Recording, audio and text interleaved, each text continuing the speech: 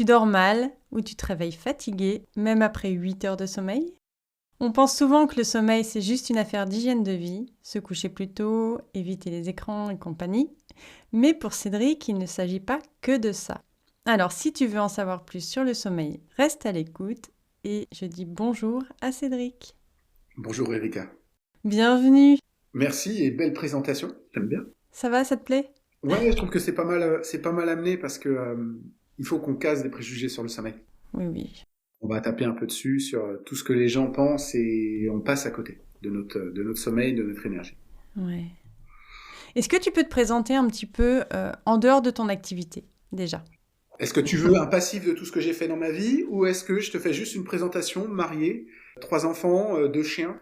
Un petit peu plus quand même. Un petit peu Donne-nous un peu plus. à manger. Ouais, ok. Allez, on va commencer à 18 ans. Moi, je veux sauver le monde à 18 ans. Je deviens militaire. Pendant 3 ans, c'est une catastrophe. Je déteste ça. Du coup, je fais un BTS. Je trouve ma femme entre-temps. euh, et je pars dans les assurances pendant 14 ans. Où je veux encore sauver des gens. Donc, je sauve des gens en étant délégué du personnel. Et ensuite, je suis devenu pompier volontaire pendant 5 ans. Hmm. Et à un moment, il y a une rupture. Il y a un truc où tu te dis, mais je veux aller plus loin. Et là, bah, on négocie une rupture conventionnelle avec mon employeur. Après 14 années de bons et loyaux services. Et c'est là où je me suis lancé dans le coaching naturopathique. Pour changer de D'accord. vie. Et comment t'as découvert ça? Le coaching naturopathique, Yes. bah, en fait, quand je cherchais, je réfléchissais à ce que je pouvais faire. Moi, j'adorais par exemple l'ostéopathie, mais l'ostéopathie, c'est 3 ans et 50 000 euros. C'est compliqué quand on a un loyer à payer. Hmm. Et j'ai un pote qui me dit, oh, la naturopathie. Je lui dis, mais t'es fou ou quoi? Moi, les huiles essentielles, les sels, il n'y a rien à Allez, faire. cliché. Les clichés, je suis tombé dans les clichés. Et après, comme je suis des fois un peu borné, mais je réfléchis un peu, j'ai regardé, et en fait, la naturopathie, quand j'ai compris que c'était une prise en compte intégrale d'un être humain, de manière holistique, et moi d'ailleurs, holistique, ça rimait avec mystique avant, si tu veux. C'est genre, ouais, Ouais, on va faire ouais. des trucs avec la lune. Non, non. Quand j'ai compris que c'était holistique, qu'à la fois on allait parler d'activité physique, de mental, de gestion du stress, de sommeil, d'alimentation, ça a fait sens. Et les gens autour de moi m'ont dit, mais Cédric, ça fait des années que tu nous bassines avec ça. Ouais, sauf qu'aujourd'hui, je me suis formé pour avoir les outils et pour apporter vraiment des solutions qui sont personnalisées et qui ne sont pas simplement celles que j'ai testées. Ok. Et pourquoi le sommeil alors? Pourquoi le sommeil, en fait un petit peu comme... c'est une rencontre. Voilà, on va le dire, c'est une rencontre. Je me suis formé en langue des signes parce que je voulais découvrir cette langue et c'est un univers. Et j'ai rencontré une personne qui était insomniaque depuis une quarantaine d'années. Et là, en rigolant, je lui dis, écoute, moi je suis coach naturopathe, je suis spécialisé en neurosciences, viens, on travaille le sommeil. Et le mec m'a dit, viens, on essaye. Et j'ai découvert un monde. Ceux qui dorment pas, c'est un monde qui est énorme. Ça parle de couverture lestée, ça parle de cohérence cardiaque, ça parle de réveil qui te font une lumière, qui pulse une lumière pour t'aider à t'endormir. C'était un monde qui était vraiment à part. Hmm. Et ce mec-là, au bout de 3 mois, bah, quand il allait se coucher, il s'endormait tout de suite. Et il avait essayé des trucs que je ne connaissais même pas. Et quand j'ai compris ça, j'ai dit, waouh, c'est génial, donc je vais étudier un peu plus le sommeil, je vais aller voir plus loin, ce que j'avais fait pendant mon accompagnement. Et en fait, je me suis rendu compte que on n'a pas un seul indicateur corporel qui ne soit pas influencé de manière positive par le sommeil. C'est-à-dire qu'aujourd'hui, on n'est pas capable de dire que ta peau, elle va pas avoir des variations si tu dors ou si tu dors pas. Elle aura forcément des variations positives. Hmm. Ta glycémie, ton stress, ton envie de manger, tout est influencé par le sommeil. Et quand j'ai compris ça, j'ai dit mais on a quelque chose à faire parce que aujourd'hui, si t'es gros, c'est peut-être que tu dors pas. Aujourd'hui, si t'es stressé, c'est peut-être que tu dors pas. Si tu développes certaines maladies, c'est parce que tu dors pas. Et quand j'ai compris ça, j'ai dit non mais Cédric, il faut que tu fasses quelque chose. T'as déjà aidé une personne, tu peux en aider d'autres. Hmm. Et juste fais prendre conscience aux gens de l'importance parce que tout le monde n'a pas besoin de moi. Mais quand les gens me disent j'ai besoin de dormir 6 heures, c'est une connerie. C'est une connerie parce qu'aujourd'hui, les gens qui ont besoin de dormir 6 heures, c'est 1% de la population. Et moi, j'ai rencontré des centaines d'entrepreneurs, plus de 300 à 400 entrepreneurs dans mon coin. Je rencontre toujours le 1% de la population. C'est magnifique, ils sont tous regroupés ensemble. Parce qu'ils sont là, oui, mais bon. Et quand tu leur poses la question, tu dis, bah, le matin, est-ce que tu te dis que tu perds ton temps si tu restes dans ton lit? Oui, bah déjà, on est sur un problème. Parce que ça veut dire que tu n'es pas capable de rester, de te reposer. Ah tiens, j'ai du mal à aller me coucher. Tu vois, c'est plein de petites problématiques qui me font dire qu'en fait, tu as besoin de plus. Et quand les gens testent plus, en général, c'est, ah, je suis plus en forme, je me sens mieux. Voilà, tu vois, tu m'as emballé, je suis parti tout de suite sur le sujet, hein, désolé. Ouais, super, super. C'est bien, j'aime bien les gens emballés. Ah, tu vas pas être déçu. On va essayer de se canaliser parce que sinon je te balance tout, y a pas de...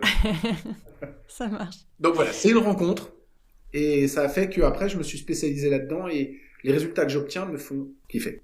Voilà. Ouais. Et plus j'étudie le sujet et plus j'en découvre et plus je... Voilà. Mais justement, c'est quoi les phrases qu'on te dit le plus souvent? Soit quand les gens viennent vers toi, soit quand tu les rencontres dans d'autres circonstances. La phrase qui est une croyance limitante, donc la croyance limitante, c'est quelque chose que tu dis à ton cerveau et ton cerveau dit bah ok, puisque c'est comme ça, on va pas changer. C'est ah non, c'est mon rythme. Ah, moi, j'ai toujours fait comme ça. Et j'adore ces phrases-là. Moi, j'ai rencontré une personne, elle dormait 4 heures par nuit. Et elle me dit non, non, mais je me suis adapté, c'est mon rythme, ça me va. Et je dis essaye 2 heures de plus. Il a essayé 2 heures de plus et il me dit waouh, ça fait du bien quand même. Parce que la vraie problématique du sommeil, c'est que ton cerveau, pour une partie d'entre nous, quand il est privé de sommeil, il s'habitue. Et quand tu dors plus, il dit ah, ça fait du bien. Mais si tu dors 6 heures pendant 3 mois, il verra pas la différence. Sauf que de temps en temps, tu vas faire une grosse nuit de 8-9 heures où ton corps il va dire là, j'en ai ras le bol. Et c'est aussi un indicateur. C'est-à-dire que les gens qui me disent ouais, moi je dors 6 heures, mais le week-end c'est 8 heures. Ça veut dire que tes 6 heures, c'est pas assez. Mais s'ils sont pas fatigués, s'ils se sentent pas fatigués. S'ils se sentent pas fatigués. Alors, il y en a des questions aussi. On a un questionnaire qui existe, qui est un questionnaire américain, qui en 5 questions permet de déterminer la qualité de leur sommeil. Dormir à heure régulière, le taux de concentration, etc. Et ça permet de le faire. Le problème, c'est que s'ils sont pas conscients de ça, parce qu'on est souvent coupé de nos émotions aujourd'hui dans cette société, les émotions, on les a toujours mis de côté, on nous a jamais expliqué comment les gérer. Donc des fois, les gens disent non, mais ça va. Bah oui, je te parle à toi, Erika, les émotions, clairement. C'est quoi ça? Ah, c'est de la colère. Non, c'est de la frustration. Viens, on en parle, viens, on discute. Ouais. C'est important de mettre les bons mots sur les bonnes émotions. Et ces personnes-là, à partir du moment où eux sont pas conscients de ça, ils vont pas vouloir le changer. Mais c'est pas grave, parce que le corps, lui, il va nous faire payer le prix à un moment ou à un autre. Donc, moi, je suis pas fatigué, moi, ça va. Mais dès qu'on se dit, je vais rester dans mon lit, c'est perdre du temps, j'ai du mal à aller me coucher, ben, on est sur ces genres de problématiques. Mais tu décris pas mal les hyperactifs, en fait. Le côté je lutte pour aller me coucher, je perds du temps quand je dors. Ça correspond pas mal, quand même. Non, là, t'attaques un sujet qui est ultra dur. Moi, je me bats contre les étiquettes. Je rencontre trop de gens qui se servent d'une étiquette pour que ce soit une excuse. Très bien, elle fait la tête, elle dit non, je suis pas d'accord. Non, je t'explique, parce que moi, je l'ai su bien après. Mais j'ai toujours eu ce sommeil. Donc, c'est pas l'étiquette TDAH qui a fait le sommeil, c'est le sommeil. Enfin, c'est pas le sommeil qui a permis de le comprendre, mais je comprends mieux maintenant pourquoi. Pourquoi? Eh ben, ce qui est intéressant, Erika, c'est qu'une partie des TDAH dorment 8 heures. Donc, la question, c'est de se dire, puisqu'on parle des TDAH, est-ce que le fait d'être TDAH va jouer sur ton sommeil? Ou est-ce que c'est parce que tu es incapable de mettre on-off sur ton cerveau? Et en fait, c'est deux choses qui sont un petit peu différentes. C'est-à-dire que je vais revenir juste sur les étiquettes pour t'expliquer et après on reparle des TDAH.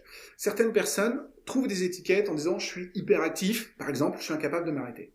Et quand tu creuses un petit peu l'hyperactivité, par exemple, chez les enfants, ils se rendent compte que c'est un trouble musculaire. C'est-à-dire que rester assis dans une position inconfortable, c'est ça l'hyperactivité. C'est-à-dire qu'eux, ils restent assis et ça les démange. Et ça, c'est OK. Mais trop de gens sont là en train de dire « Ouais, mais moi, je suis comme ça. Moi, j'ai trouvé une étude sur L+, à la fin, après le mot croisé, et je sais que... » En fait, moi, je veux bien qu'il y ait des diagnostics, et au contraire. Et en plus, les TDAH, faites un diagnostic. Arrêtez de vous mettre des étiquettes, parce que c'est très facile, mais faites un diagnostic qui pourrait vous aider avec des vraies solutions.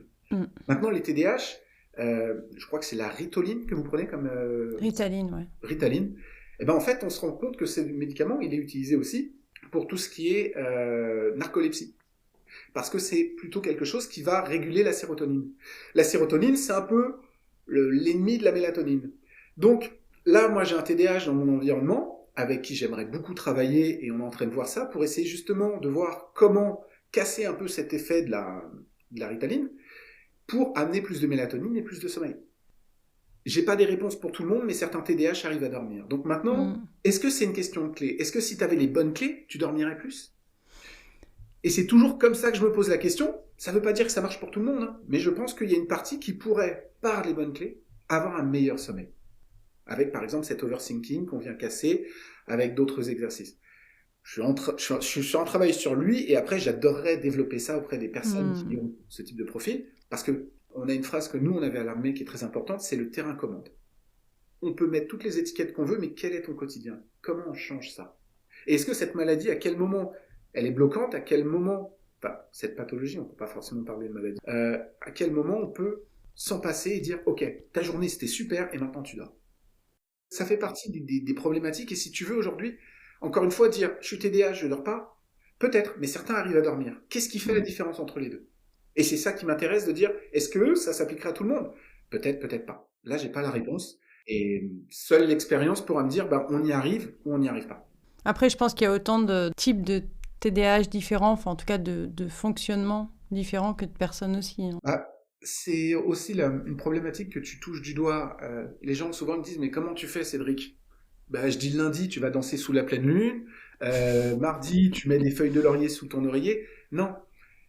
Moi, je pars de la personne. Je dis, bah, t'en es où? T'en es où avec le stress? T'en es où dans ta vie? Est-ce qu'elle est belle, ta vie? Ça, c'est une question que les gens ne posent pas. Mais si ta vie, elle est pas belle, tes nuits peuvent pas être belles. Moi, j'ai environ 22 à 23 questions avant même qu'on commence la première séance. Qui permettent de savoir où est-ce que tu te situes. Et pour moi, c'est des indicateurs qui, en touchant certains indicateurs, vont amener des résultats. Donc, c'est pour ça que j'ai pas de solution définie. Et quand les gens me disent ça, moi je dis, ça va dépendre de toi. Bah, tu fais du coaching, quoi, en fait. Hein. On n'a jamais de solution définie. Bah ouais, mais il faut le dire quand même, parce que des fois j'ai des scribes. Donc les scribes, c'est les personnes avec qui je travaille, parce que je considère que je leur donne toutes les clés pour gérer leur santé. Ils savent comment ça fonctionne. C'est mon objectif. Quand tu viens avec moi, c'est que tu as atteint ton objectif, on se dit au revoir et tout le monde est content. Et c'est pour ça qu'aujourd'hui, on a tous un mode de fonctionnement différent, même si notre cerveau est calibré sur certains trucs très communs, d'accord? On peut parler des émotions, mais c'est important de comprendre et de dire, bon ok, toi, qu'est-ce que tu as besoin pour mieux dormir? Parce que certains, ça va être du sport, certains, ça va être du yoga, d'autres de la méditation, et ça, c'est des trucs basiques. Mais quand tu vois l'alimentation et que tu te rends compte que l'alimentation, elle est trop riche, par exemple, trop pauvre en tryptophane, qui est un précurseur de la sérotonine, parce que la sérotonine est précurseur de la mélatonine, bah, c'est une approche qui est globale et qui nous permet d'avoir des résultats.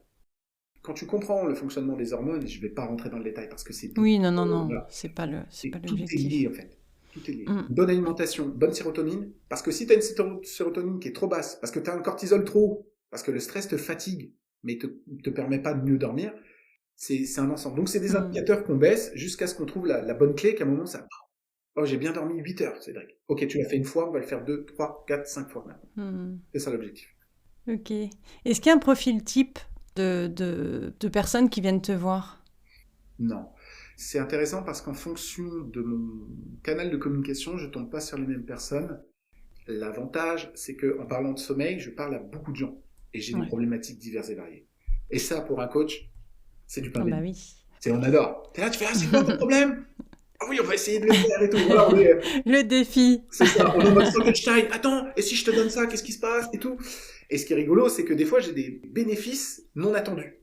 J'ai une personne, elle m'explique que grâce à mon accompagnement, elle a à nouveau des érections. Donc toi, t'es là, tu fais, ah, c'était pas prévu, tu m'en avais pas parlé d'ailleurs. Donc toi, t'es content. Et j'ai une personne, par exemple, qui était suspectée d'avoir une spondylite ankylosante. Donc si tu veux, pour expliquer, c'est que toutes tes articulations te font mal. Elle se réveillait, elle avait l'impression qu'on lui avait roulé dessus avec un rouleau compresseur. Et du coup, bah, elle pouvait même pas toucher ses omoplates. Elle en était incapable. Donc, on a travaillé ensemble. Un jour, elle m'a dit, écoute, Cédric, j'ai retrouvé de la mobilité, je peux me mettre à 4 pattes. Je dis, écoute, c'est un peu gênant quand tu me parles de mobilité. Voilà, mais ok, c'est ton truc. Mais aujourd'hui, elle va à la salle de sport. Elle dort bien et elle s'éclate. Donc, si tu veux, j'ai des profils qui sont différents. Mais la naturopathie, en approche globale, elle aide à beaucoup de problèmes. Bon, pour te donner juste une idée, si tu dors mal pendant une semaine, tu fais une analyse de sang, on dirait que tu fais du prédiabète. Donc tu peux être considéré comme malade alors que juste ton problème c'est le sommeil. Effectivement. Et c'est quoi qui les fait passer à l'action, qui les fait te contacter? C'est à quel moment ils se disent « Ah là, j'ai vraiment besoin d'aide ». C'est quand ils comprennent qu'il y a des gens qui peuvent les aider sur le sommeil. En fait, c'est une prise de conscience quand je leur parle. C'est-à-dire que le sommeil n'est jamais un truc où ils y pensent en premier. C'est la fatigue, le manque d'énergie, le manque de concentration. Donc c'est ça qui leur donne envie de se dire, mais en fait, pourquoi? Ah ouais, je dors 6 heures, ah ouais, c'est pas top. Puis je me réveille 2-3 fois dans la nuit.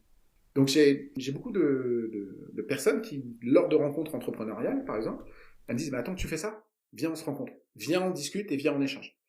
Et c'est là où ça se fait. En fait, j'essaye, et c'est un de mes premiers rôles que je me suis donné, c'est prenez conscience. Juste prenez conscience. Vous n'avez peut-être pas besoin de moi, et tant mieux. Mais prenez conscience de l'importance du sommeil. C'est ça, prendre conscience de l'importance. Est-ce que tu arrives à repérer des vraies causes profondes? Oui, ça va plutôt être quoi, en général? Alors, avant de te parler des causes, je vais te parler de mon cas. Et moi, j'aime bien parler du bouton on-off.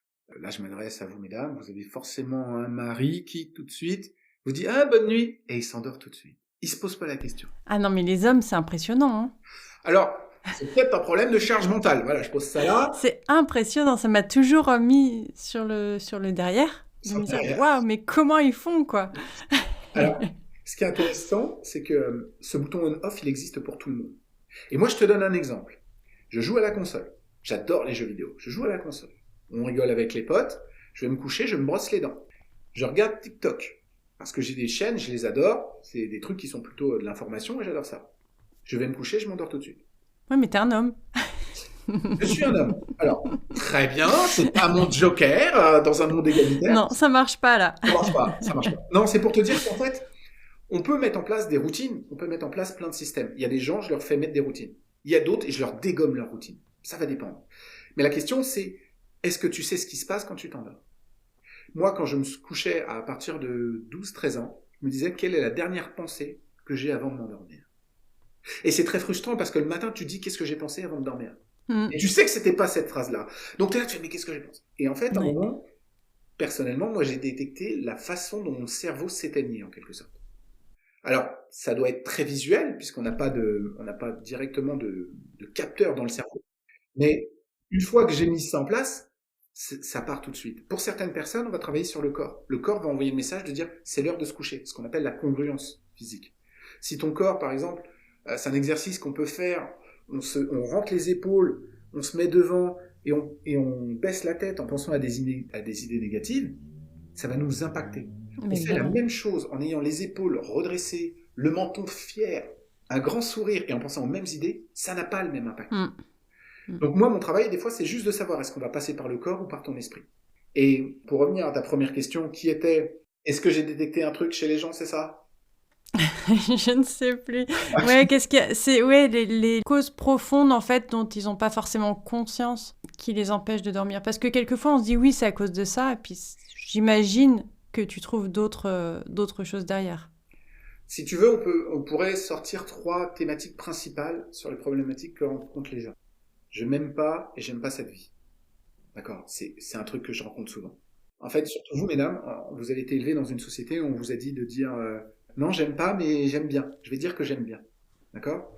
Ils ont fait une expérience avec des petits garçons et des petites filles. Ils ont donné des yaourts. Et dans les yaourts, ils ont mis du sel. Les petits garçons, ils ont goûté, ils ont fait oh, c'est dégueulasse. Les petites filles, elles ont fait une sale tête. Elles ont fait c'est bon.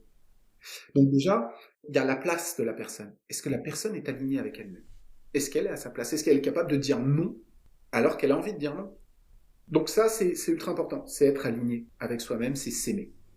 Une autre chose, c'est l'overthinking. Et dedans, je vais mettre 2 choses en même temps. Overthinking, charge mentale. D'accord? La charge mentale, c'est toutes les choses que tu as à faire. L'overthinking, on le distingue plus sur tout ce qui est plus ton passé. Tiens, tu te souviens, en 5e, Camille, comment mal parler? Moi, voilà ce que je lui dirais. C'est ça. Voilà. Ça, c'est une super clé qui est très efficace. C'est le pardon. C'est accepter ce qui s'est passé et ne plus y revenir. C'est clair. Et ça, c'est un super pas en avant parce que du coup, la personne arrête de penser à des trucs et après, on travaille là-dessus. Maintenant, après, en allant chercher sur le corps, on peut trouver d'autres raisons. Par exemple, si tu as des douleurs digestives, ça envoie des signaux à ton cerveau et c'est en quelque sorte comme si toutes les 10 minutes... Ouais. Et là, ça vient créer directement une surcharge dans ton cerveau, un stress supplémentaire. Donc des fois, c'est le corps qu'il faut venir détendre pour améliorer le sommeil. C'est vrai que c'est un truc qui marche super bien sur moi, c'est le scan corporel où je passe pas à la zone suivante tant que la première n'est pas détendue. Et ça, en général, je m'endors avant d'arriver à la tête. Donc tu es en fait sur une visualisation où tu vas détendre ton corps. Ouais. En plus, tu vas être hyper focus, c'est-à-dire que tu vas te concentrer sur un truc. Non, je pars tout le temps, mais à chaque fois que je pars, je reviens. Enfin, c'est une méditation, scan, un peu tout ça, quoi. Tu vois, à chaque fois. Non, là, je suis partie dans mes pensées. Allez, je reviens. J'en étais où? Ouais, donc Ça marche bien. ouais, t'es en visualisation, méditation. Ça dure combien de temps? T'as une idée ou pas? Aucune idée. Et ça fait combien de temps que tu l'as mis en place? 1 an ou 2, je sais pas. D'accord. Je saurais pas te dire. Ben, c'est une très bonne technique. Ce qui est intéressant, c'est que les gens que je rencontre, bah, ils ont essayé plein de techniques. Et ce que j'aime bien leur rappeler, c'est la question, c'est pas la technique, c'est quelle est la première étape que tu dois faire. Par exemple, on parle beaucoup de méditation, visualisation, cohérence cardiaque. C'est des trucs qui sont super bien pour se détendre, mais ça convient pas à tout le monde. Donc, quelle est la première étape? Est-ce que finalement, moi j'ai des gens, ils préfèrent faire une séance de yoga pour se détendre, plutôt qu'une visualisation, parce que eux, le mouvement de leur corps leur permet plus de se détendre, alors que pour d'autres, ça va les énerver. Donc c'est intéressant comme technique, et je pense que ça peut aider certaines personnes. L'avantage, c'est que une fois que tu as compris comment ça marche, et que si tu arrives à capter comment ton cerveau se décroche, ça dure de moins en moins longtemps. J'ai une personne que j'ai accompagnée, on a constaté qu'elle avait besoin de 30 minutes le soir pour décompresser de la journée, juste pour dire oh, qu'est-ce que j'ai fait aujourd'hui, voilà, et là elle s'endort. Le problème, c'est quand tu commences au moment où tu dois t'endormir, tu as raté entre guillemets ton cycle de sommeil, tu pars sur 1h30, le bordel. Donc elle le faisait avant. 4 mois plus tard, elle a besoin plus que de 5 minutes. Parce que son cerveau a capté, elle a dit non, mais finalement c'est bon. Et là, ça fait du bien. Ben moi, je vais me coucher quand vraiment je dois mettre des allumettes pour tenir mes yeux. Mais attends, Erika. Ça doit te rendre fou. Non, non. Alors, ce que tu partages est quelque chose d'extrêmement intéressant et ça va peut-être te parler. Aujourd'hui, je rencontre cette problématique. Imagine ton cerveau, c'est un bébé, ok? C'est un gros bébé, ouais, ouais. Et toute la journée, tu dis à ton bébé, vas-y, on fait ça, vas-y, on fait ça, vas-y. Il bosse comme un dingue. Il s'occupe des enfants, il s'occupe du repas. Il est comme un ouf, le bébé. Il a dit, putain, j'ai fait tout ça. Et à un moment, il est 21h, tu commences à être fatigué. Mais le bébé, là, il dit, oh, oh, Erika, moi, je vais en profiter. C'est mon Bah oui. Et du coup, il veut pas aller se coucher parce qu'il n'a pas eu ces moments dans la journée. Tu vois? C'est ce qu'on appelle voler sa journée. En fait, on s'est volé sa journée. Ça se voit surtout sur des personnes qui ont un boulot qu'ils n'aiment pas du tout et qui aujourd'hui fait que comment ça? Voilà. Et c'est pour ça que là, dans ce cas-là, c'est pas forcément ton cas. Non, non, non. Dans ce cas-là, je recommande plutôt d'avoir des pauses, des moments de loisirs, des temps à soi. Et surtout quand on est entrepreneur, on est en train de bosser comme des dingues pour que le business marche. Et on sait que plus on met d'efforts, plus on a des résultats. Mais le problème, c'est que on n'a pas des moments à soi. Et des fois, on a des moments à soi et on n'en prend même pas conscience. Moi, c'est surtout que je suis chronotype loup. Je suis très efficace la nuit. Sauf que quand t'as des gamins, bah, tu peux pas suivre le moment où t'es plein d'idées, plein de trucs, là, le soir, là, où enfin t'as la capacité de concentration. Et que... Parce que moi, si j'ai pas mes enfants, je me couche à 4h, je me lève à 11h, je suis parfaite, hein, c'est nickel. Hein. Mais quand je les ai, c'est un peu plus tôt. Mais il y a plein de choses, et en même temps, ça s'expliquerait à ce qu'une partie de nos ancêtres, en fait, on a deux types, en gros, on a deux morphotypes, ceux qui se couchent tôt, ceux qui se couchent très tard. Et au milieu, tu as les moyens, d'accord? Les moyens. Alors, ce qui est intéressant, c'est que c'est pas ces morphotypes, ils sont pas gravés dans le marbre. On peut les changer, d'accord? On peut les modifier, le corps peut s'adapter. Et ça viendrait de nos ancêtres, où une partie de la tribu veillait, entre guillemets, en début de nuit, et l'autre veillait plus en fin de nuit, ce qui laisse très peu de temps dans la nuit où on est susceptible d'être affaibli. Donc ça viendrait de ça, cette histoire de morphotype où plutôt couche tôt, plutôt milieu et plutôt couche tard. Et souvent les artistes d'ailleurs que j'ai rencontrés et à qui je demande sont plutôt des couches tard. Ils sont vachement productifs à 18h. C'est ça. Et le problème, c'est qu'aujourd'hui cette société, elle ne nous permet pas de faire ça. Je sais pas si tu te souviens, on avait un président qui avait dit ouais, on va adapter l'école pour le rythme des enfants. Mais tant que tu n'adaptes pas le rythme pour les parents, en disant les gars, je peux commencer la journée à 10h et je finis à 20h, ça ne peut pas fonctionner. Et du coup, tu es moins bon. Tu es beaucoup moins bon au travail. Et même ça a des conséquences sur ta santé aussi. Ouais. Parce que tu es obligé de te lever à 1h, mais du coup, tu t'es couché tard, tu n'as pas suffisamment ton sommeil. Mais clairement, enfin, l'explication me paraît assez logique en soi. Et c'est des questions que les gens se posent aussi. Et c'est des trucs où... moi, j'aime pas trop parler de ça parce que, encore une fois, on n'a pas la société qui est adaptée. Moi, j'adorerais. Moi, ce que j'aimerais, c'est que les gens fassent la sieste tous les midis. Et si t'as pas besoin à midi, puisque tu t'es levé à 11h, toi, c'est peut-être à 18h que tu as besoin de cette sieste. Ouais, plus. Ouais. Tu vois? Et c'est OK. C'est OK. Mais en fait, il faut comprendre qu'aujourd'hui, même la sieste est considérée comme quelque chose de feignant. Alors que la sieste, c'est moins de stress. En France, ouais. Plus d'énergie. En France, un pays qui est un petit peu en retard. Et chez Google, ils font la sieste. dans les universités américaines, ils font la sieste. Pourquoi? Parce qu'ils savent que les mecs vont être concentrés et on va pas être devant ton écran à buller pendant une demi-heure, à regarder 4 fois le même truc et à pas bouger comme ça. Voilà. Bon. Alors que si tu fais la sieste, tu récupères une super productivité et ça, les employeurs, ils passent à côté de ça. Ils veulent une entreprise efficace, mettez une salle de sieste. Tout le monde la fera pas, mais ceux qui la feront, ils seront en top. Ouais.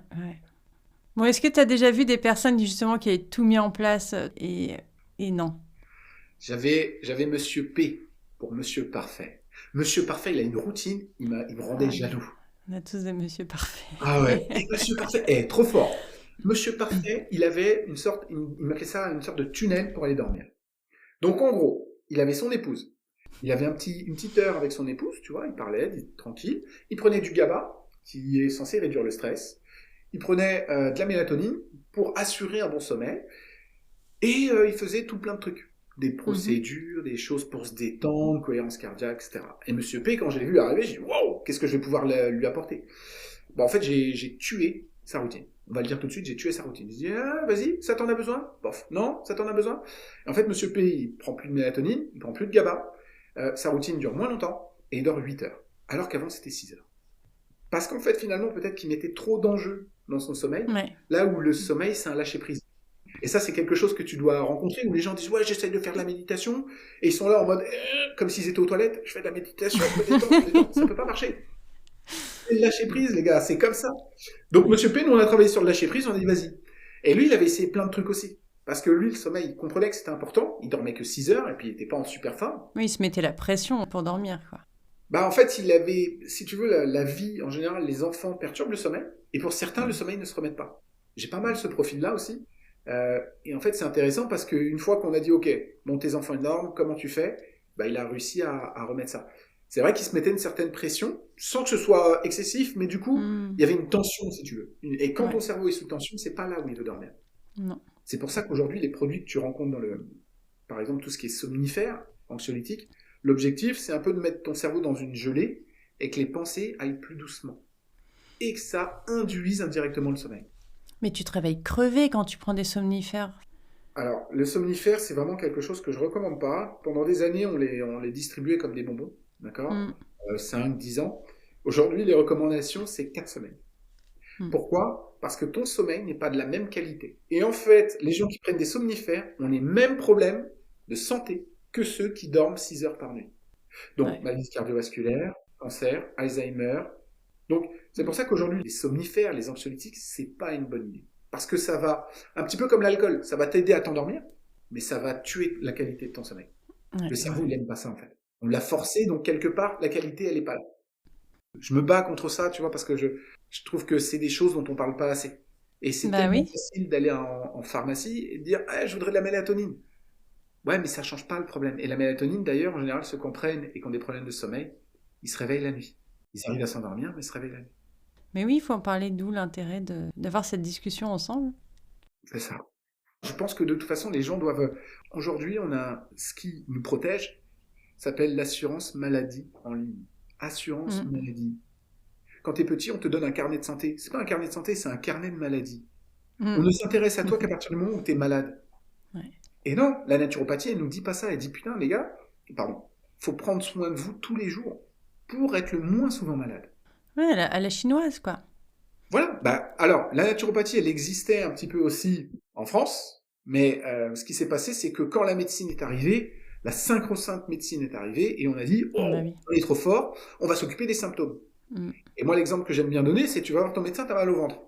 Il dit, bon, on fait des examens. Il regarde les examens, il n'y a pas de péril à la vie. Ce n'est pas une maladie. Eh ben, il peut pas t'aider.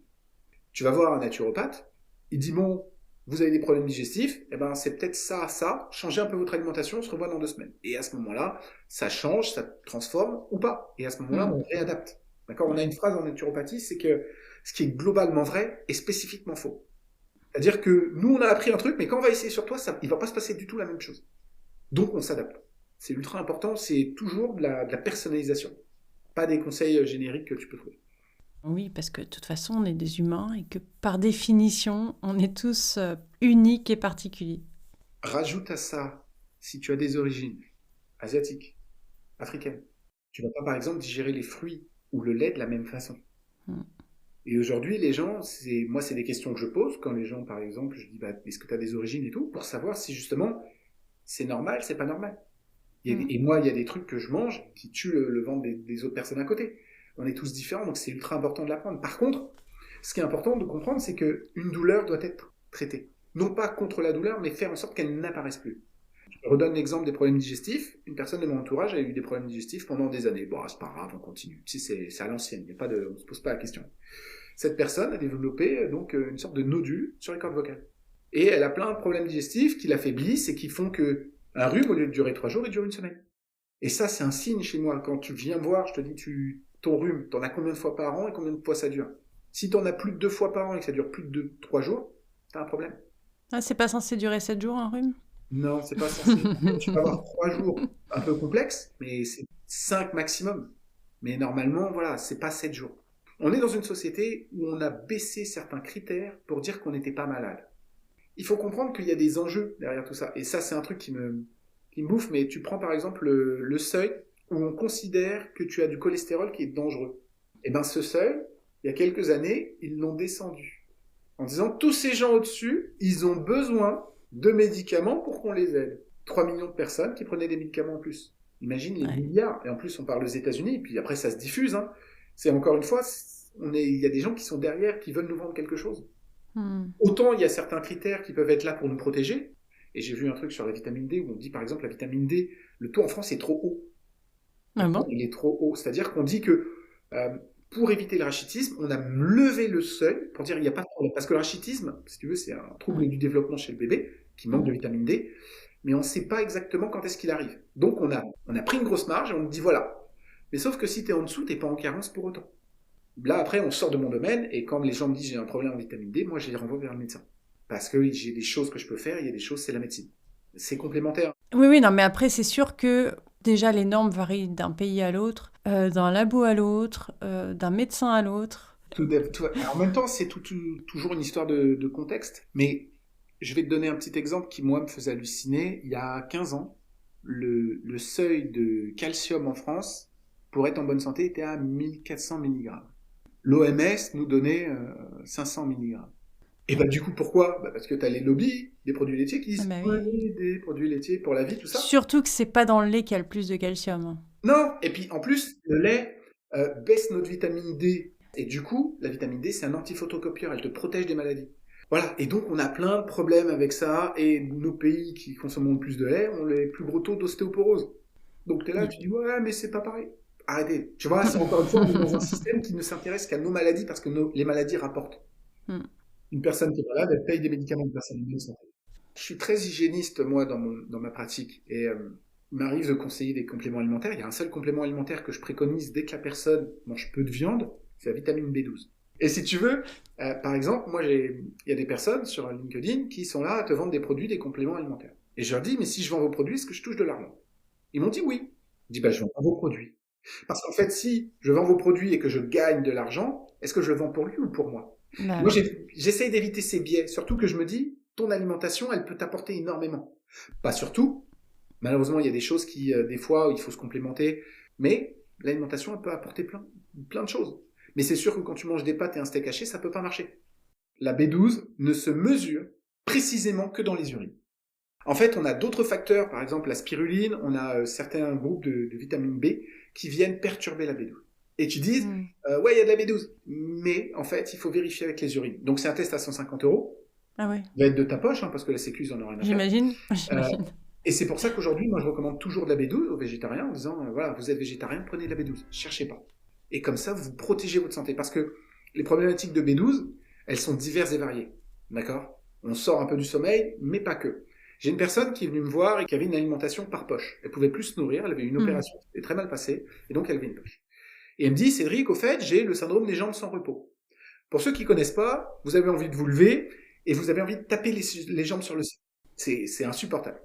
Et en fait, je lui dis, écoute, montre-moi ta poche, il y a combien de B12? Parce que je sais que la B12, elle joue sur les nerfs, en fait. Elle joue sur le cerveau et sur ce type de choses. Et il n'y a pas assez de B12. Alors moi, je lui dis, écoute, je peux pas m'occuper de ton alimentation, puisque c'est ton médecin qui s'en occupe, il fait des poches, c'est lui qui décide ce qu'il te donne. Envoie un mail à ton médecin, et dis-lui, Il semblerait que je sois en carence de B12. Est-ce que vous pourriez me conseiller une B12 ou quelque chose comme ça? La réponse du médecin, elle était simple. Non. Pas non, je sais pas. Pas non, venez me voir. Elle était non. C'est-à-dire qu'elle a le syndrome d'une jambe sans repos. Moi, je dis c'est peut-être la B12. Le médecin dit non. Démerde-toi avec ça. C'est-à-dire que il a appris qu'il y avait un problème, il a appris qu'il y avait peut-être une solution, sachant que nous, les naturopathes, on n'est pas forcément très bien vus par les médecins. Mais si tu veux, il lui a pas apporté de solution. Moi, quand des gens me posent des questions, moi, des fois, je les remets un petit peu au sport, ils me disent oh, j'aimerais bien faire plus de trucs. Va voir un coach sportif.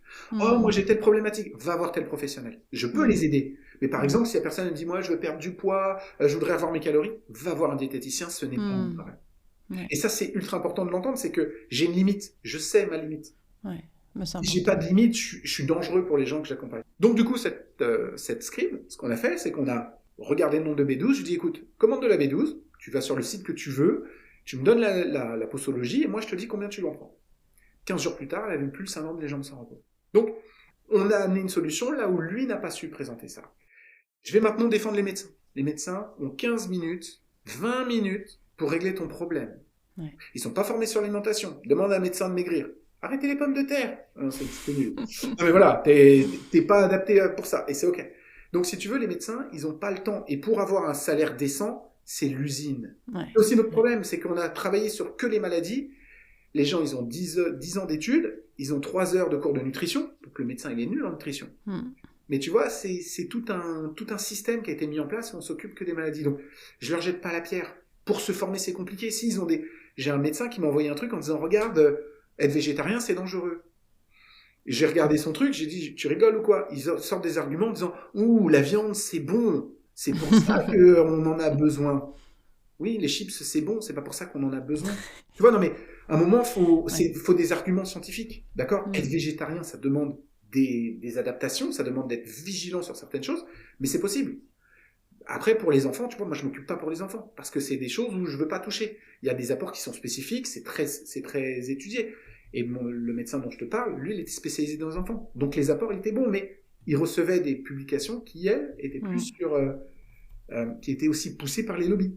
Donner de la viande, donner Gigose, donner tel ou tel. Bah, c'est comme les céréales au petit-déj, hein. C'est pareil. Le petit-déj, c'est le repas le plus important de la journée, avec des céréales et des tartines de Nutella. Oui, c'est ça. Merci, monsieur Kellogg's. Oui. Et tu vois, regarde. Et le petit-déj salé, il a été poussé par les Américains parce qu'ils avaient des excédents de porc. C'est-à-dire que c'est pas forcément bon pour ta santé, mais ils ont dit, allez, prends du bacon le matin. Vas-y, tape-toi ton petit cholestérol le matin et... Il y a des personnes qui n'ont pas faim le matin, et c'est ok. Il y a des personnes qui n'ont pas faim le matin, mais parce qu'elles sont déjà sous pression, le cortisol est élevé, et ça, c'est pas bon. Et il y a des gens qui ont super faim le matin. Et là, on est tous différents. Boire d'abord un liquide, eau ou citron, avant d'attaquer la nourriture solide, alors que ton corps, il a jeûné pendant 8-10 heures. C'est mieux, quand je pense. Je te rejoins là-dessus. Déjà qu'on ne boit pas assez d'eau, 1,5 litre à 2 litres, s'il vous plaît. On ne boit pas assez d'eau. Ça, c'est déjà un game changer pour les gens qui ont par exemple des problèmes de sommeil.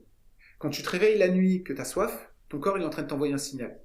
C'est des choses que j'ai rencontrées, et si tu veux, le manque d'eau, le manque d'hydratation, c'est le cerveau qui mouline, c'est le manque d'énergie dans la journée. Boire 1,5 litre, c'est le minimum. Si vous faites du sport, voire plus. C'est un petit peu contre-productif. Par exemple, j'ai une personne qui m'a dit, écoute Cédric, moi je bois pas trop d'eau pour pas aller faire pipi la nuit. Mais le problème, c'est que comme il fait chaud, ton corps, il a besoin de transpirer. Et comme tu bois pas d'eau, il transpire pas. Donc, il te réveille. Et comme il te réveille, bah, tu vas faire pipi. Parce que la nuit, normalement, il y a un système qui fait qu'on va très peu faire pipi. À partir d'un certain âge, un peu plus. Surtout chez nous, les garçons. Mais si tu veux, aujourd'hui, par exemple, boire suffisamment d'eau quand il fait chaud, c'est permettre à son corps de transpirer, permettre à son corps de rester à une température basse et de dormir.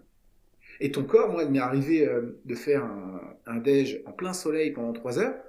J'ai bu 4 litres d'eau. Je suis pas allé une fois aux toilettes. Parce que mon corps, il était en train de transpirer de partout. Et il dit, non, mais nous, c'est la transpiration. On va refroidir la température. Donc, le corps est bien fait pour ça. Et souvent, il y a des gens qui, la nuit, se lèvent et boivent de l'eau parce que leur corps envoie un signal qu'ils n'écoutent pas toute la journée. Et c'est ça qui est important. C'est aussi de se dire, mais j'ai les lèvres sèches, est-ce que j'ai pas besoin de boire? Et après, les gens, ils disent, oh, c'est bizarre, j'ai des calculs rénaux. Oh, c'est bizarre, j'ai la goutte. Oh, c'est bizarre, j'ai des maux de tête. Et tout ça, c'est l'eau. Si tu veux, il faut comprendre que rien qu'une aspirine pour les maux de tête, c'est la fluidification du sang. Tu bois 1 litre d'eau, tu vas faire du sport, ça fait pareil. Mm. Tu fais les deux en même temps, c'est top. Donc, quand vous avez mal à la tête, mesdames, il faut faire du sport. Vous n'avez plus aucune excuse. Je suis désolé. Non, je plaisante. J'ai jamais mal à la tête.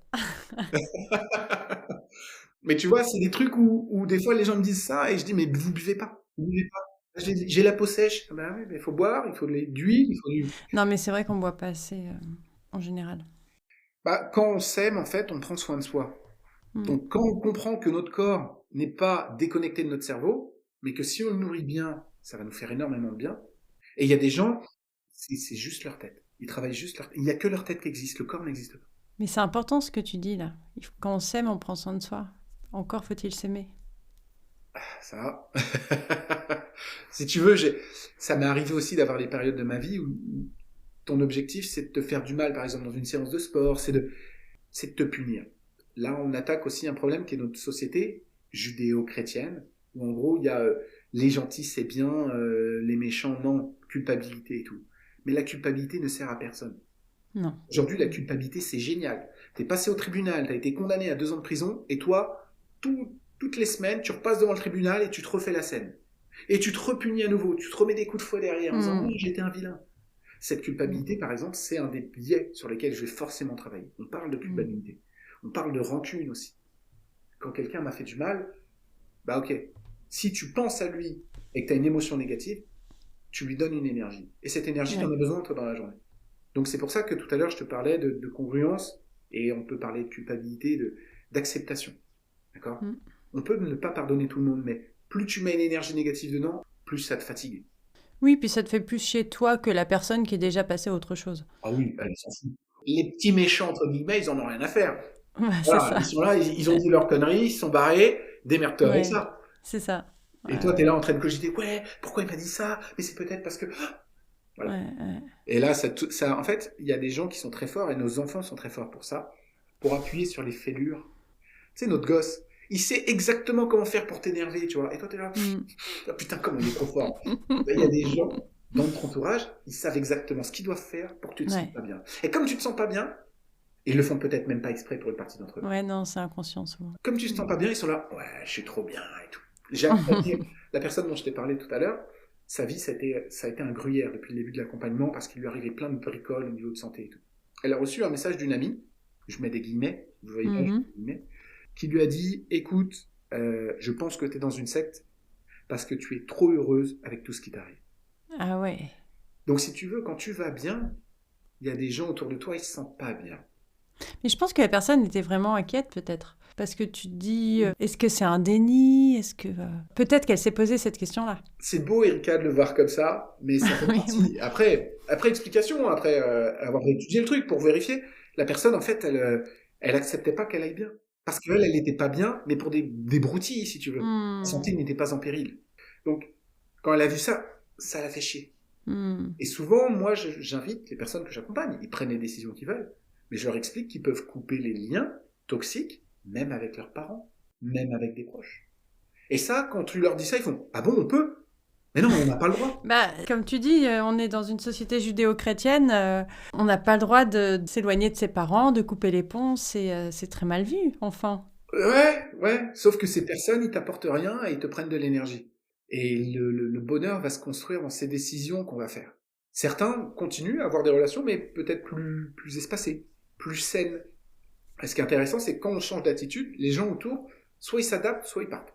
Hmm. C'est-à-dire que moi, j'ai des fois des personnes où je leur dis dès le début, je dis écoute, là, ce que tu m'as raconté, je sais pas si ton mari, ça va continuer. Est-ce que tu veux qu'on fasse l'accompagnement?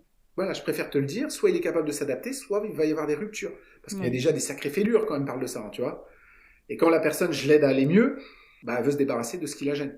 Donc, soit J'ai il va- déjà eu ça en accompagnement. C'était pas du tout prévu. La dernière séance, elle me dit oh, je vais divorcer. What? je le dis comme ça. Oh, mais c'est bon, c'est bon. Ah ouais, ouais, elle m'a dit je vais divorcer. Je fais what? Je me doutais que ça irait pas et que voilà, mais c'est vrai que bah, forcément quand on change, quand on apprend à prendre soin de soi, à savoir qui on est, ce qu'on veut, à plus vouloir voilà, de cette toxicité, de ce qui nous fait du mal, ben oui, forcément, soit l'autre s'adapte, soit il s'en va. Hein. C'est ça. Mais en général, ils aiment pas trop. Non, parce qu'en plus, nous, les garçons, on est trop forts. On n'a pas besoin de changer, tu vois. Bah non. Mais non, j'ai pas besoin de psy, j'ai pas besoin de travailler sur moi, tout va bien. Bah non. Ouais. Puis on voit ce que ça donne après, le nombre de suicides. Si tu veux, c'est ce qui fait peur aujourd'hui, c'est que on est même dans un monde où moi je rencontre des personnes et qui me disent Cédric, j'hésite à travailler avec toi parce qu'il y a des coachs de tout. Hmm. Tu vois? Et quand Ouais. je parle avec j'ai parlé avec une coachée, je lui ai dit ouais, c'est super ce que tu fais et tout. Elle n'avait pas réussi tous ses objectifs. Et elle me dit, t'es le premier coach qui me dit ça. Je dis, bah comment ça? Bah tu m'encourages de ce que j'ai réussi. Ouais, c'est normal. Bah oui. Les autres, ils n'ont pas fait ça. Ils ont fait quoi? Ils ont dit, si tu n'appliques pas ma méthode A, tu n'auras pas les résultats B. Hmm. Et ça, le coaching. Le coaching, c'est de s'adapter, tu vois. Et comme moi, j'entends des trucs comme ça, les bras m'en tombent. Et je me dis, mais en fait, qui se décrète coach aujourd'hui? Qui Hmm. dit, je suis coach sans formation? Moi, ma formation, elle m'a fait énormément de bien. Je suis passé de la posture de gourou, où moi, j'ai essayé des trucs, c'était super, à qu'est-ce que toi, tu as besoin? J'ai pas la vérité, j'ai pas la science infuse. Donc, on essaye, ça marche, tant mieux, ça marche pas, ok. Je cherche Ouais. d'autres techniques. Donc, c'est pour ça que des fois, ça me fait peur. Ce monde Ouais. du coaching aujourd'hui où il y a des coachs pour un oui ou pour un non. Et le coaching préféré, c'est suite à un burn-out, je t'aide à éviter mon propre burn-out.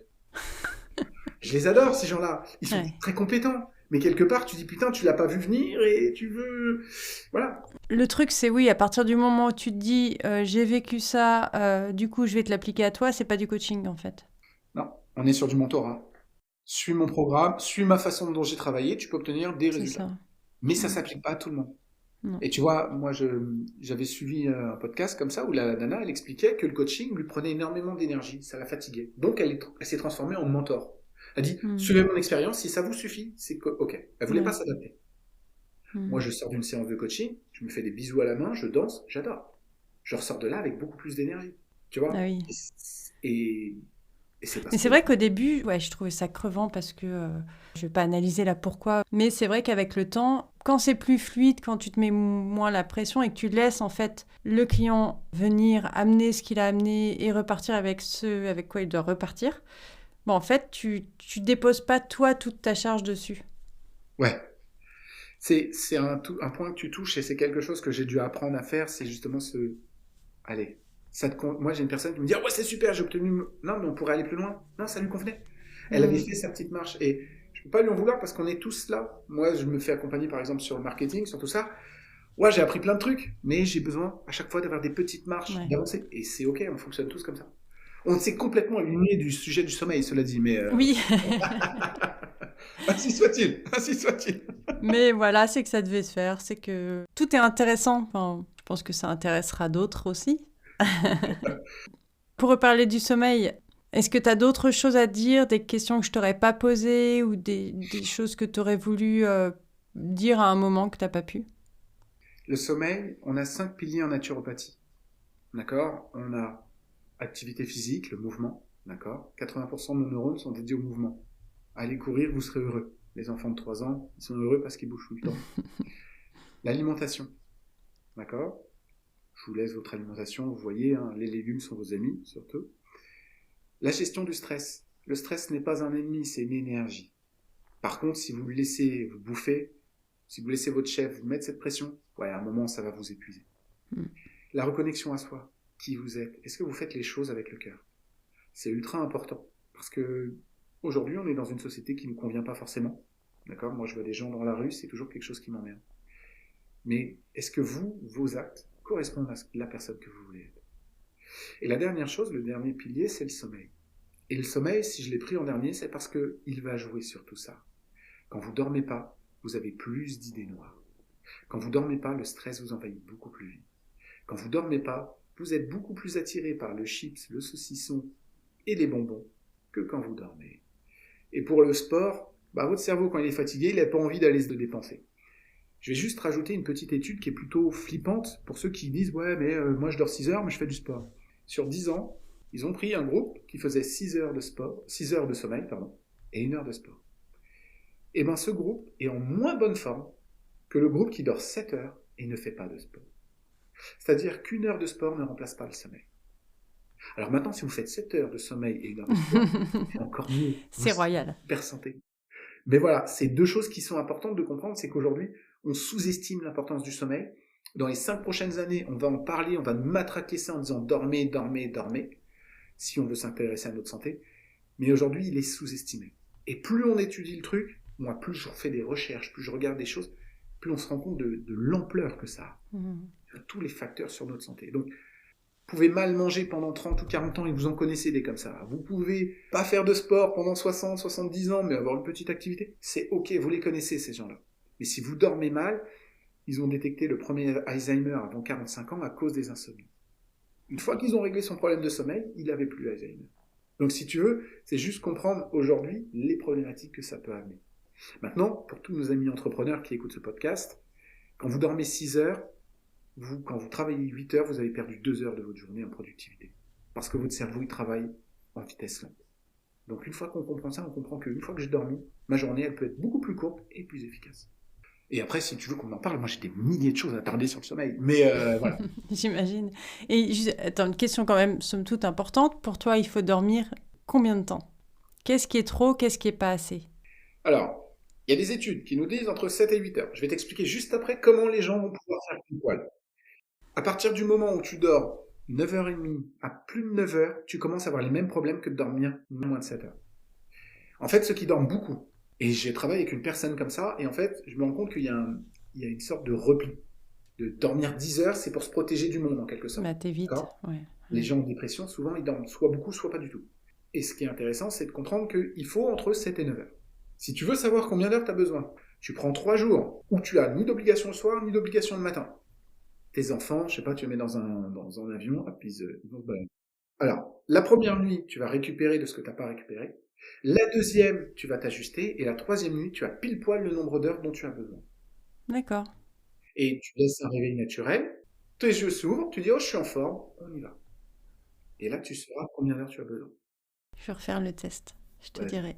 Moi, j'ai besoin de 7h30. En dessous, 7 heures, ça va. 6h30, je commence à être chafouin, tu vois, je commence à avoir la tête. Mais maintenant, il faut comprendre que tu peux faire une petite nuit. Moi, j'ai un chef d'entreprise, il faisait 6 heures.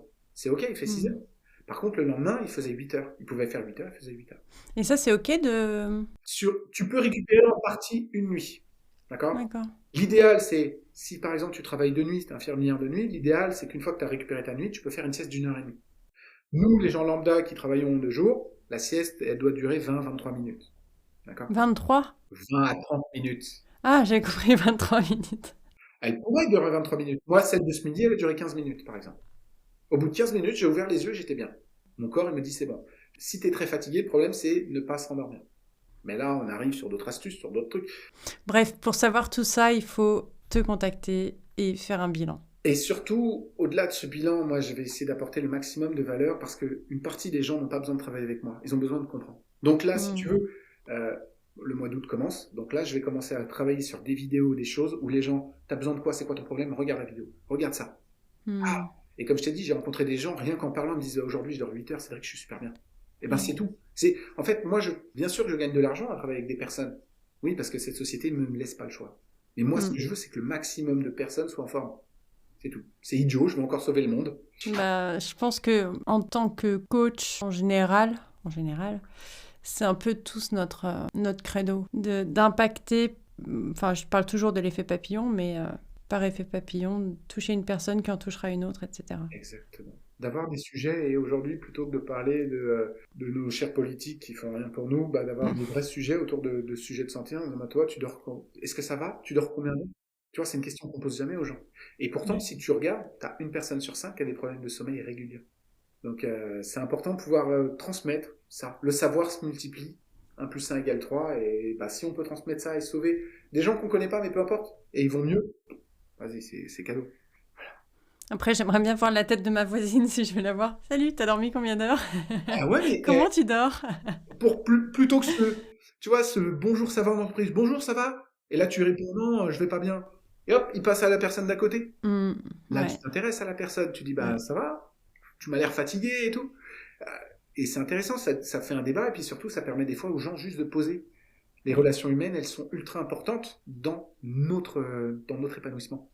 La solitude. C'est l'un des 5, ça fait partie l'un des 5 oui, bien sur la relation à soi-même et la reconnexion. Faudrait que j'en parle un peu plus d'ailleurs. Mais c'est important. Ouais. Même parler à ton facteur, lui dire bonjour, ça te fait du bien dans ton cerveau. Même ton pire ennemi, tu vas manger avec lui au restaurant et t'as pas vu personne pendant 1 mois, ça te fait du bien dans ton cerveau. Je sais pas si t'imagines. Donc bon, allez, je vais pas trop déborder. C'est déjà trop tard, mais Bon, un petit mot pour la fin? prenez soin de vous, prenez soin de votre sommeil. C'est tout. Voilà. Et personne ne fera mieux que vous-même. Et pour te contacter, ils font comment? Eh ben, s'ils veulent me contacter, moi, je suis éventuellement présent sur LinkedIn. C'est là où je communique le plus. Et après, vous pouvez aussi m'envoyer des messages sur Facebook, quoi que ce soit. Voilà. Où moi, je délivre toujours de la valeur. J'ai une newsletter, justement, pour que les gens comprennent. On ne peut pas changer ce qu'on n'a pas conscience. Une fois que tu as conscience, tu peux le changer tout seul. Ok, Cédric, créateur de Scribe. C'est ça. Mais bien, en tout cas, c'était cool, ce petit podcast, Erika.